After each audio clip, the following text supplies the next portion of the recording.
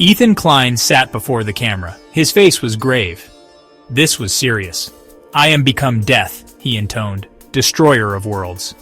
It was the opening salvo in what would become known as the content nuke, a scathing indictment of fellow streamer Hasan Piker.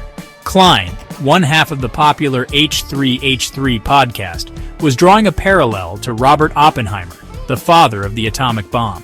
He felt a heavy burden. This was a last resort. His target? The increasingly extreme rhetoric of Hasan Piker and the platform that enabled him, Twitch. The internet held its breath. This was not a drill. Klein, known for his comedic sensibilities, was deadly serious. His usual humor was gone. He laid out his case point by point, dissecting Piker's pronouncements on everything from the Israeli-Palestinian conflict to American foreign policy. The accusations were stark. Klein painted a picture of a man consumed by his ideology, a man who had abandoned reason and embraced extremism. This was not a personal vendetta, Klein insisted. This was bigger than both of them. It was about the future of online discourse. It was about the responsibility that came with a platform as large as Piker's. Millions of viewers tuned in, eager to witness the drama unfold.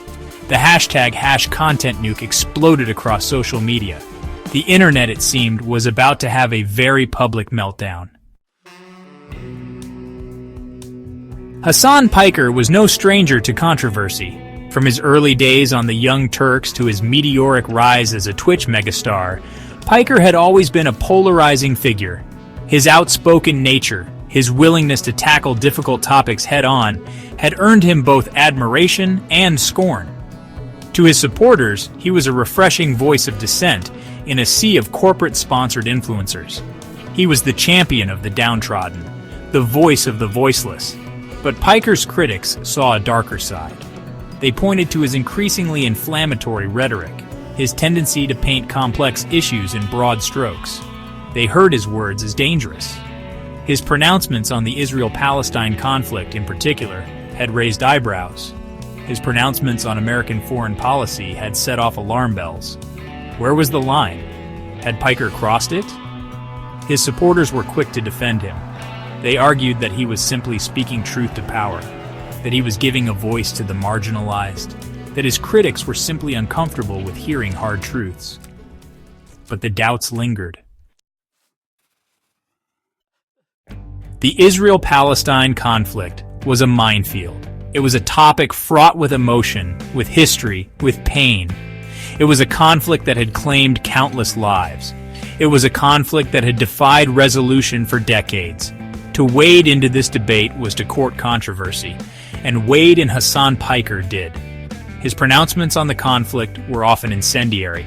He railed against what he saw as Israeli aggression. He denounced American support for Israel. He expressed solidarity with the Palestinian people. His words were met with cheers from his supporters. They were met with condemnation from his critics. The accusations came thick and fast. He was accused of anti-Semitism. He was accused of supporting terrorism. He was accused of fueling the flames of hatred. Piker denied the accusations. He insisted that he was not anti-Semitic. He insisted that he condemned all forms of terrorism. He insisted that he was simply trying to give a voice to the oppressed. But the damage was done. Section 4. The Fallout, a Community Divided. The content nuke sent shockwaves through the online world. It was the shot heard around the internet. Social media platforms erupted. The hashtag #ContentNuke trended globally. The court of public opinion was in session. Piker's supporters rallied to his defense. They accused Klein of hypocrisy. They accused him of being a sellout. They accused him of trying to silence dissenting voices. Klein's supporters were equally vocal. They applauded him for speaking out. They praised him for taking a stand against extremism. They shared the content nuke video far and wide. The battle lines were drawn, friendships were tested, alliances were forged and broken. The online world, it seemed, was more divided than ever. Section 5. Twitch's Complicity, a Platform for Hate. In the aftermath of the content nuke, all eyes turned to Twitch. The streaming giant found itself at the center of a maelstrom. Critics accused the platform of hypocrisy. They pointed to Twitch's community guidelines, which prohibited hate speech and harassment.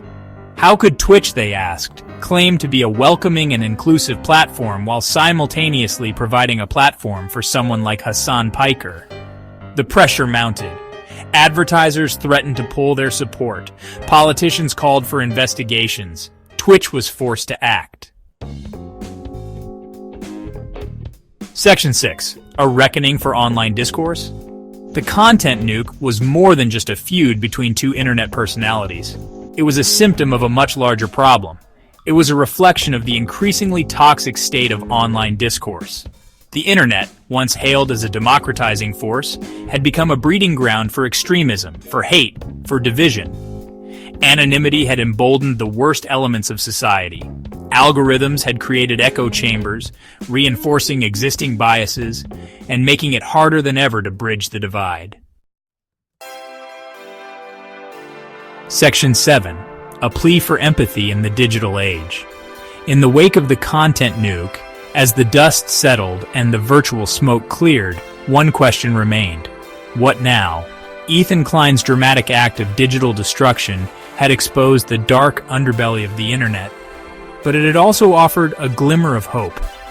It had sparked a conversation, however messy and chaotic, about the need for greater accountability, for greater empathy, for greater understanding in the digital age.